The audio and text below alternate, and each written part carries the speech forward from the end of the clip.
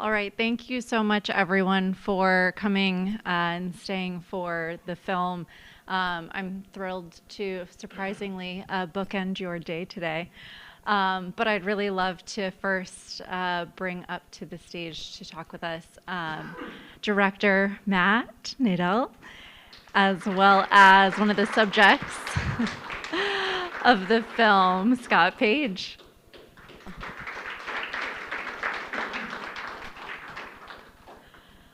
All right. I certainly want to open the floor to any questions that anyone has, but barring none, at least at the start, I first and foremost just want to say thank you. Thank you for creating this film, for taking the time and the heart that you did, for telling the story of the industry in such a beautiful way, and thank you for also joining and being a part of telling the story in the way that you did. Just to kick us off, there were a few moments throughout the film, and I have been fortunate enough that I've seen this now 3 times, and it has changed a little bit every time that I've seen it, and this is absolutely incredible. And you use this motif, this visual imagery of postcards, and I think everyone here would probably agree postcards are not used as frequently now as they were several decades ago. But so what drew you into identifying these and making sure that they were playing such a critical role in the film? Yeah, thanks for that question, and thank you all for watching the film and for having me here. It's a good question about the postcards. I mean, I wish I could say it was like a motif I invented, but when I finally tricked Scott Page into being in my movie, I sort of asked him what archive he still had from this time, and you know, a lot of it of course was around Greg, and that plays a huge role in the film, but he also brought up this sort of idea, you know, because I asked him early on in our early conversations how he sort of wrestled with this idea. This industry was being talked about in the media in a negative way, and how did he know that he was doing the right thing? How did he know that he was helping people? And he was like, well, they told me. They told me I was helping them. They were thanking me profusely. And I was like, how? And he was like, well, they would send me these letters and these postcards. I was like, please tell me you have them. And he did. And it just, so that was, you know, the impetus. But I kept, in the process of editing the film, I kept coming back to them because this was the way to access the voices of people who had been cut off from sharing their perspective so many years later, because in most cases they were dead. And you know, it's such a sad fact of all history, but I think especially of AIDS history, that the story in so many cases is written only by the survivors, who have their own very, very important perspective. But this was an opportunity to feature the voices of people who, in the most desperate moments of their lives, were making really difficult decisions about what to do with their financial situations, but also how to spend their final moments. And it felt like there was something holy and beautiful and human about seeing all the ways that people decided to enjoy this sort of nugget of freedom and dignity and joy where the world had told them they should have none. I think that's incredibly interesting, and to your point that you made in the film as well, you learned of the industry through conversations with your own father. When you started to actually dig into the meat of it and do your own research and the creation and the ideation of the film, what were your initial perspectives? What were your takeaways, and how have they shifted from then to where you are now? Yeah, I mean, I sort of, I think I probably had the reaction to this that a lot of people have at first hearing, which is like, yuck, no interest. And, you know, my dad in that initial conversation where he sort of revealed this to me, which, by the way, was like, I didn't grow up knowing that my dad had been involved in this thing. I mean, he was like this sort of serial entrepreneur who did lots of things that I never quite understood. And one day, like randomly on a walk during COVID, whatever, it sort of came up. And I was like, how could you never have told me this? For many reasons, including the fact that, like, I'm gay and make gay history movies. Like, this is an insane coincidence for you, my, like, straight dad from Florida who, as far as I knew, like didn't even know a gay person and had this like entire whatever. So my first instinct was like, what is this? And he was like, no, I promise it like wasn't bad. And I was like, yeah, you would say that. And I was sort of in this like 20s gay rage. I was like, I already am mad at my dad, so this is a perfect excuse. And then I started just making contact with people, and before ever rolling the camera, just trying to have Zoom calls and phone calls and coffees with as many people as I could find who had had some sort of direct experience with the industry during this era. And it was a real mix of people.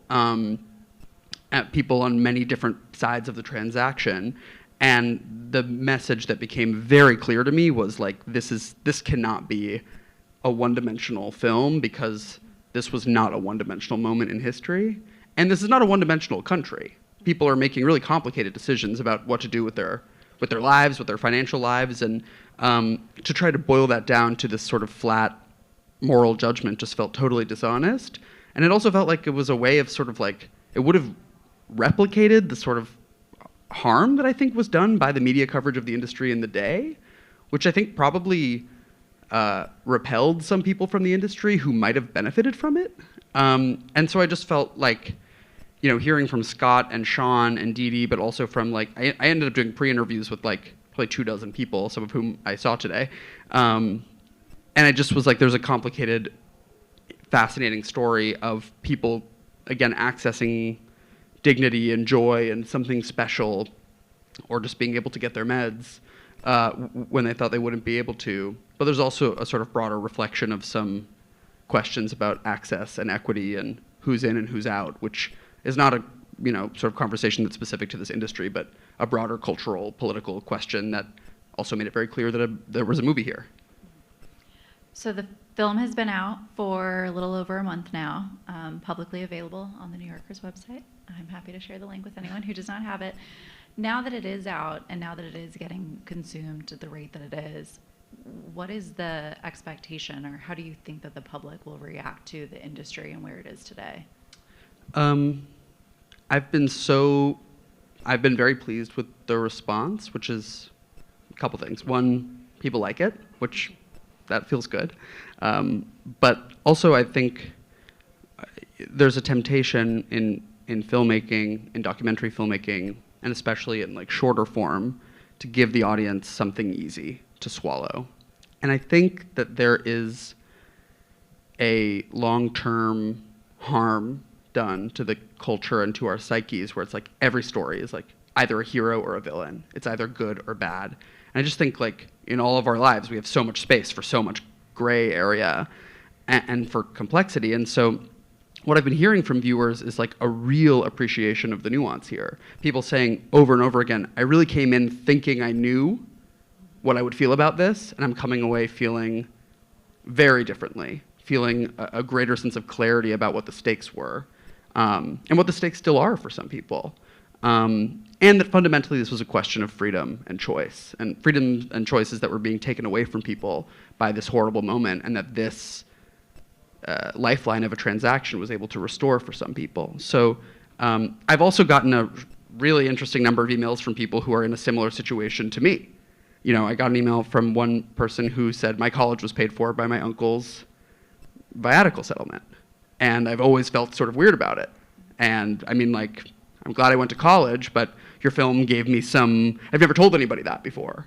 And when you have an industry of such scale, of course there are going to be lots of people whose personal histories and feelings get wrapped up into it. And I'm glad to also create a space for them to sort of, come forward and feel like they can engage and grapple in the way that I did in the movie.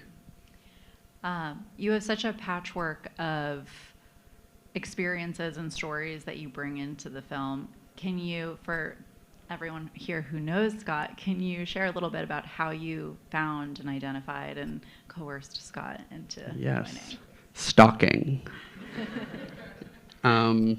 Well, I mean, I'm a journalist by trade, so sourcing is like a big part of what we do. And I, with this story, started by reading the old gay rags and watching old television news coverage that I was able to dig up, and just seeing who were the people who were coming out and speaking about this at the time, what were they saying, and who seemed to have something perhaps more interesting under the surface that wasn't being explored in like a 5-minute news clip.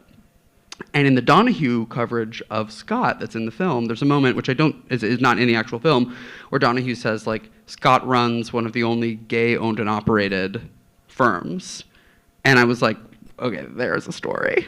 Like, what is going on here? Totally countered the narrative that lots of other media had been saying, that this was predatory or it was exploitative or it was vulturish. And it was like, well, how could this be predatory if it's coming from inside of the community?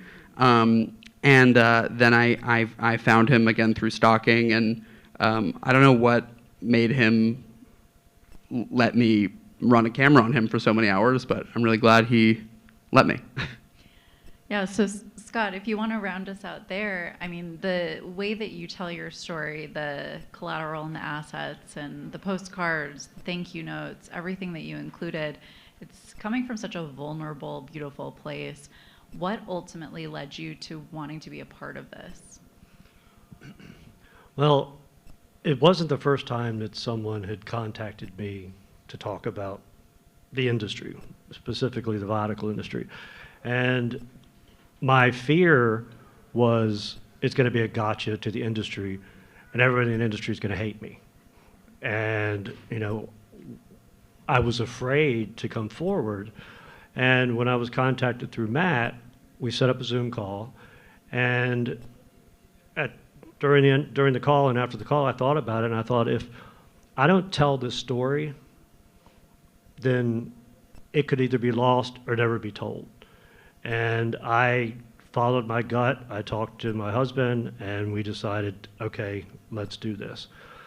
I had no idea of the vulnerability and had no idea what the finished product was going to be. You know, we worked together for quite a while when filming and questions, and you know, it was moments when I was sitting there talking that was almost cathartic, because it was helping me work through things that I think I needed to work through. And you know, as I refer to it as a Scott Page show, and I'm often reminded, no, you're a subject of a documentary owned by The New Yorker that was produced and directed by Matt Nadel. And I'm like, well, the Scott Page show. They're like, it's not the Scott Page show. It's a documentary owned by The New Yorker that was directed by Matt Nadel. But the first time that I saw it, the first few minutes of it's ghoulish, it's that, and then you know, I'm in front of this television screen with this profile, I felt like it's poltergeist kind of thing coming to life, and my stomach dropped. And then as the movie continued on, and it has changed a lot since the first time I saw it, I knew immediately, wait a minute, this is something that is not going to be a commercial for life settlements or viatical settlements, but it's something that's going to tell a story. And it's, I think, very important for a historical perspective to always remember what happened in history so that it doesn't repeat itself. And part of the joy I'm having now with the film, and through the support of Lisa and working now with the quilt, which we'll talk about, is to be able to educate and help people understand that this is what happened in history, and help people understand that there's an industry out there that can help you. And again, I'm deeply honored that I had the opportunity to be part of it and to be vulnerable. And I have to say, I've been through many screenings, and this was probably the one that I was the most nervous about, because these are my peers and colleagues. And to see me on the screen talking about how hot it was to be in the military with naked boys in the same room and crying because, you know, of the loss of my husband, I was sitting there thinking to myself, okay, you know, I might as well, this is it. There's nothing else. If you know me, and if you didn't know me, now you do. So. We talked a lot today over the course of the afternoon and the morning of changing perception. And I think a lot of that comes down to education and awareness. And the film captures it beautifully. But I have to imagine there were a number of organizations, nonprofits, 501c3s that wanted to be a part of this creation. How did you go through the process of identifying and vetting the right partners? And how you landed with Lisa. That is a very good question. And, when the film was finalized and we realized how much footage was with the National AIDS Memorial, which is the quilt. And if you're not aware of the quilt is one of the largest pieces of folk art that has ever been created in history. It weighs 54 tons. And each panel represents someone who died of AIDS. And the panels are 6 foot by 3 foot, which represent a grave. And it was our way of grieving when we lost someone in the community. And quilting goes back hundreds of years. And I thought, okay, and Matt and I were like, okay, we need to sort of talk to the National AIDS Memorial. And then we were like, okay, we also need to find someone to help us to be able to carry the journey and to take this thing to college campuses and to find social justice groups and to show the film. And with the New Yorker backing behind it, and I felt that I had an obligation to the industry to bring it back to Lisa, because Lisa now has an opportunity to use this for awareness. And I felt that if this movie was being shown and Lisa's not in front of the message, to be able to talk about it and to be able to embrace it. And I was nervous, and I will give props to Rob Haney. Rob Haney can move mountains. And we were having dinner, a casual dinner with him and his wife.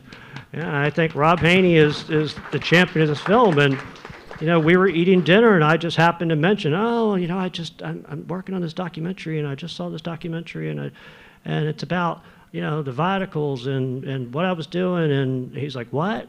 And I was like, yeah. He goes, well, I need to see that. So the next day I went to his house with him and his wife, and we watched it. And he was like, oh my God. He goes, this is what the industry needs. Let's take this to Lisa. And I said, let's go and see what happens. And again, Rob championed it. And I think that we could have gone to the Elton John Foundation, or the Magic Johnson Foundation, or we could have gone to Gilead. We could have gone anywhere to focus on whether it's a pharmaceutical drug helping to stop AIDS. We could have taken this movie anywhere. And Matt and I talked about it, and we thought, you know what? We need to go back to the industry and give them at least the opportunity to support the film and get in front of it. And that's how we landed here back at Lisa. I feel like it's a full circle moment. I'll just add one thing and say, I think it would be one thing for another organization whose mission is already about HIV or AIDS education to say, yes, we want to support this, we want to put this in front of people. It's another very noble and wonderful thing for an organization like Lisa to say, we want to own our history. We want to be honest with the world about where we came from and the kind of stakes that we were operating in and what we offered to people at a time when very few other institutions were brave. I mean, this was a time when doctors and nurses were refusing to go into people's hospital rooms. They were leaving trays of food outside people's hospital rooms for patients who couldn't walk. So literally, this was a moment where institutions didn't want to touch these people, and this industry did, and offered something that very few other institutions, organizations at that time did. So these are roots of bravery and roots of creative thinking and financial ingenuity, and it felt like, I was excited to give you all the opportunity to recognize and own that and be part of that again, and was really so pleased and honored when you all came aboard to do that. So there's a real, I'm grateful to you at this moment especially that you're being honest with the world about this history and owning the origins. We got a question. I don't know if it's time for questions.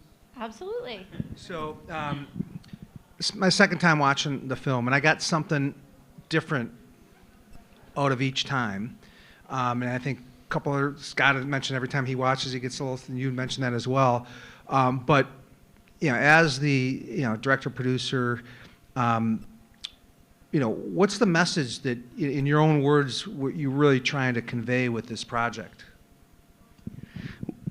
It's a great question. It's hard to boil it down to one message, though that's like what you're supposed to do when you put a film out into the world, so it's a good business exercise.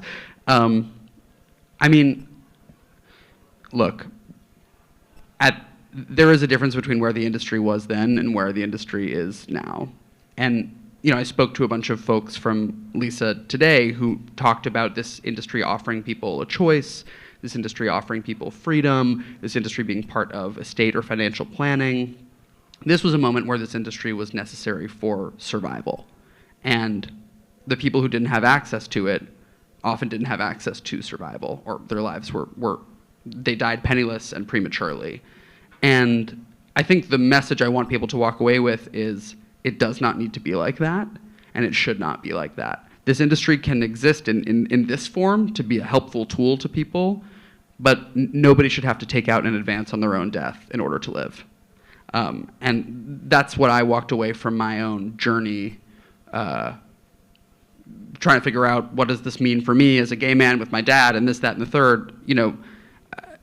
I came in with a level of prejudice of saying, like I said before, like, yuck, who wants anything to do with this? And I walked away saying, this did a lot of good for a lot of people, and I'm so glad it did, and I hope that the stakes stay where they are now and don't return to a place of people needing to engage with this in order to merely survive. I'll also say, on a personal level, Scott's story specifically showed me, and I hope shows audiences, what it looks like to do truly anything for love. I mean, this is a man who essentially engineered a financial transaction to try and make someone's final days more livable. And that's a level of like creativity in love that I hope I don't have to do that, and don't think I have the financial business skills to do so. But it's something that every time I watch the movie, I walk away with a heightened level of admiration for the way you were in those really horrifying days. Are there any other questions before I jump into my last one? No. All right. To your point, Scott, you mentioned just how large this quilt is and how grandiose of an impact it has made. And I think there are films, there are documentaries, there are movies that stay exactly where they are. This one very much fostered a bit more of a movement. I don't know if when you started the creation that you were anticipating that it would get to where it is now, both from the film's progression and where it is in conversations with the Academy, knock on wood, everyone, but also having the quilt become a part of the continuation of that story. It's not a quilt that you throw on your bed or on a couch. It is absolutely massive. So first, I'm curious to hear a little bit more. We've talked separately. Who is Gert? I think everyone needs to know. And in particular, how can Lisa be more involved? We have a panel over here, and there are some signatures, but definitely curious to your thoughts. Why don't you talk about Gert? And then Yeah. So Gert is the most fabulous woman in America. She's the mother of the quilt. She's a woman in her 70s who has these like incredible arthritic rheumatoid arthritis hands from so much quilting. She was one of the founding members of the quilt in the 80s when many of her friends had passed, and she continues to be the shepherd of the quilt. When new panels come in, she's the one who sews them into the quilt. When organizations come forward and say, hey, we want to be of support, we want a signature square, which Scott will talk about, like that one, she's the one who creates it. So there is not only a continuing legacy from the early days of the quilt, there's literally the same person who's still stitching these memories together. Now more than 105,000 people memorialized in the quilt, and she's the person who has sewn every single one of them in. And so this quilt, to your point, it's memorialized. It hasn't changed. It hasn't been adjusted since its inception. Well, it's growing. I mean, growing. But it's not, the parts that have been put in have not been revised, but it continues to grow for a few reasons. One, because in certain parts of the world, people still die of AIDS, but more so because there are lots of people who died of AIDS in the 80s and 90s whose families are just now coming to terms with the fact that that's what it was. It's like, oh, that uncle, that single uncle who died at 35 of some weird thing, Mom, what was that about? And as part of an attempt to grieve years later, they'll create a memorial in the form of a quilt panel. So it's a quilt that is continuing to grow, and that at 54 tons needs resources to be maintained, which is part of what gives me a lot of joy about having partnered with the Quilt, is that we can help bring awareness and support of those maintenance efforts. And then also the Quilt continues to grow, not just as a site of memorial, but also as a site of support through signature squares like this, which Scott can talk more about. And it's interesting now that I also, since I've retired from life settlements, you know, I always say that it's kind of like the Benjamin Button. Once I got out of this industry, I started getting younger versus aging quickly. But, you know, when they offered me a position as chair, I was thrilled. And it's interesting when you get inside of a nonprofit, when you mix for-profit with nonprofit, how differently they think. And because of the work that we're doing and because of the momentum with the film and because of the support with Lisa, they are literally, as Matt said, getting new panels, and the Quilt is continuing to grow. And we thought, what a wonderful opportunity to have Lisa have a signature square. And the signature square, and I don't know if you had a chance to look at the quilt outside, that is the quilt which Greg's panel's on. And there's a signature square in that quilt from one of the colleges that taught social work. Once this signature square is signed and returned back to Gert, it will then be the centerpiece for 7 other new panels that get sent to the quilt. This quilt will travel in a block. Our project and what we're working towards with the quilt is to send the film with the quilt panels to colleges and universities, anywhere we can to provide awareness and education. So day before yesterday, I was talking with the CEO of the Quilt, and he's like, how's it going with Lisa? What do you think? And he goes, what about this?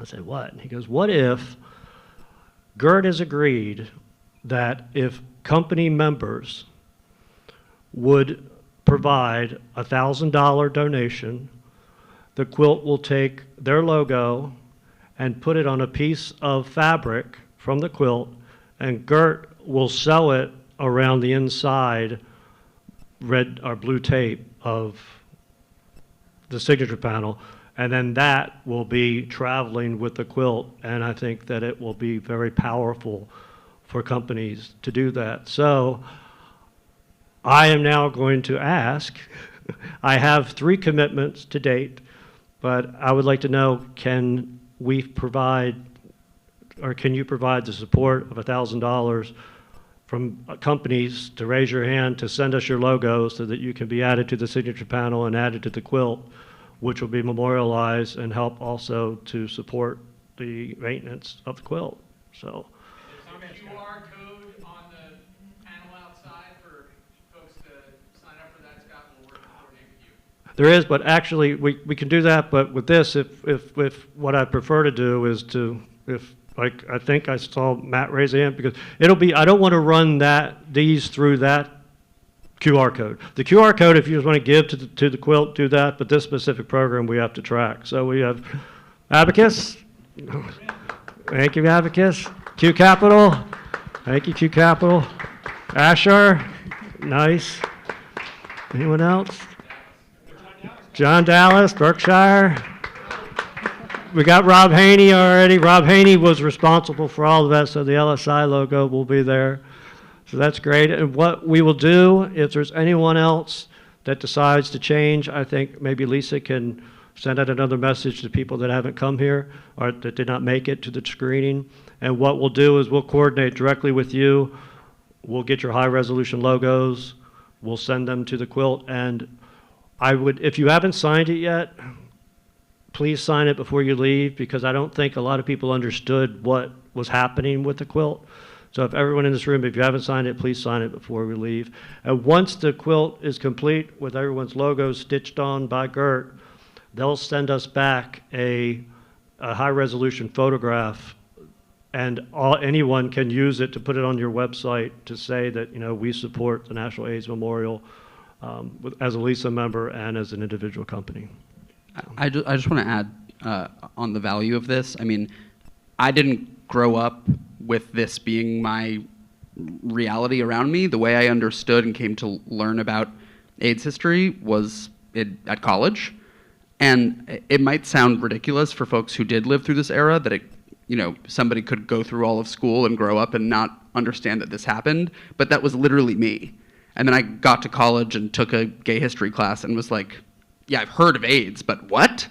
And the value of bringing a piece of fabric that has traveled through decades to memorialize people and rally young people around understanding this history is so, so important, especially because most of the people we lost didn't have kids of their own. They don't have the sort of traditional lines of inheritance where you pass your stories on to your child, who passes it on to their child, who passes it on to their child.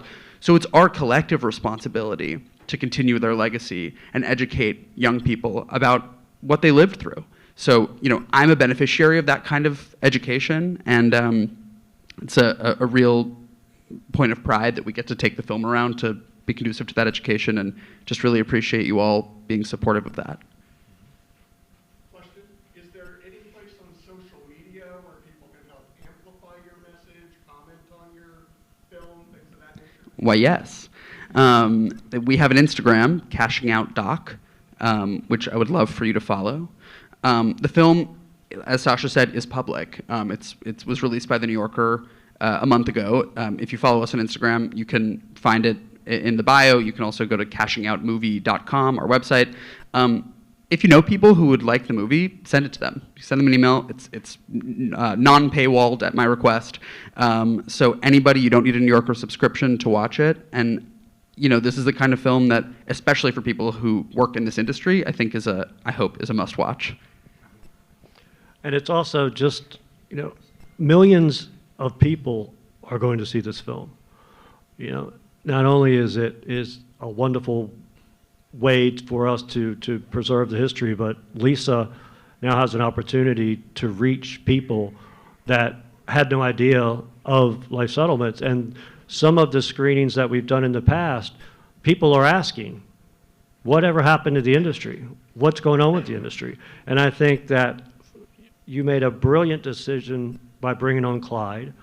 I think that this film, just from a business perspective, gives the association something to be proud of, to talk about. And I urge you all to focus more on personalizing it. To sell it yourself. In some of the interviews that Matt was having today, it was interesting to hear that, not just somebody saying, well, you did $15 billion. And no, you helped Mr. Smith with his estate plan and to save taxes, and he was able to use this as a financial engineering tool, and the estate was thrilled. Or you still have the viatical days, or someone comes along with cancer. The ability to do good about this industry and change the narrative, to talk about this option that we've struggled for 30 years to try to get mainstream. And I just think now there's a real opportunity to get some wind in the sails to push this thing through. And I'll quote Rob Haney again. I remember the first time I heard a rising tide lifts all boats. And the more people know about this industry, the more they're going to question it. And it may not be something that they may need today, but if they have a life insurance policy and they're seeing this movie, they're going to think about differently what this life insurance policy could be used for. So with that, again, I can't stress enough how proud I am and just honored to be part of the movie, the quilt, and with everyone here with Lisa. Scott, real quick, when we were watching it in Greenwich Village, or the Village, well, there was a man there, and he said, no one told me that I could sell my policy and be helpful from the community. No idea. Yeah. He forgot to do that. He moved from radicals to life settlements, and he forgot about the people with cancer, and all the other terrible illnesses. So I think the film does that. It's a great works. Brings us together. It does. It's. We have not done a screening where someone has not asked about, I didn't even know you could do that. And that's a failure, quite frankly, of the industry. to not to be able to get to it. And, you see the commercials, and, we were one of the first. We had Betty White doing backflips, and people were like, oh, Betty White did a backflip. I was like, well, did you listen to what she said about selling your life insurance policy? Oh, no, I didn't know, but Betty White did a backflip. She said something? Yeah, we saw her do a backflip. So I really think that this is a great opportunity, and I'm really excited for Lisa. And happy to, even though I am done with schlepping life settlements back and forth, I'm happy to stay engaged with Lisa. If there's a screening, if there's something, and Lisa stays involved with us, if we're going to college campuses, we would invite someone from Lisa. We'll communicate with the board. We'll stay in touch with where we're traveling to be able to engage. Also, you have an invitation to visit the quilt. It's an unbelievable experience. If you're in Oakland, California, or San Francisco, Lisa members in a group, you can go and meet Gert. You can tour it. When you walk into the facility where there's 55 tons of fabric, that each one of those panels were sewn together with love and dedication to someone who died of AIDS. It's very moving. It's a very moving experience, and I urge you, if you have the opportunity and you're out on that coast, to let us know, and we can arrange for you to go to visit the quilt. All right. Any final questions? Thank you both so much. Thank you.